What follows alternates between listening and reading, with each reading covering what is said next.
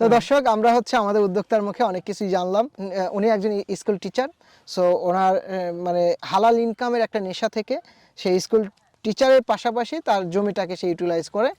সে video দেখে অনেকদিন ধরে এগ্রোয়ানের সাথে, ভিডিও দেখার পরে সে উদ্বুদ্ধ হয় যে শীতকালে সে সাবিরা শস্য লাগাবে। সাবিরা শস্য লাগাতে যে বীজটা তার শর্ট পড়ার কারণে সে আরও দুইটা জাতের সে শস্য লাগায়।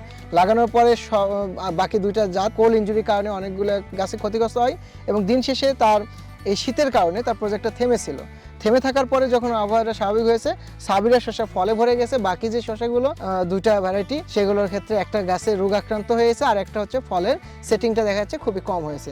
তো সব কিছু মিলে সে শিডিউল স্প্রে মেনটেন করেছে, মাল্চ পেপার দিয়েছে। একদিন পর পর সে 10,000 বা 15,000 টাকা করে সে শসা বিক্রি করতেছে। পার মন শসা সে 2300 থেকে 2500 টাকা পর্যন্ত মন শসা বিক্রি শুরু করেছে। তো সব মিলে হচ্ছে যে আমরা চাই যে এরকম এডুকেটেড শিক্ষিত মানুষগুলো যারা বিভিন্ন পেশার সাথে যুক্ত আছে তারা এই কৃষিতে আসুক।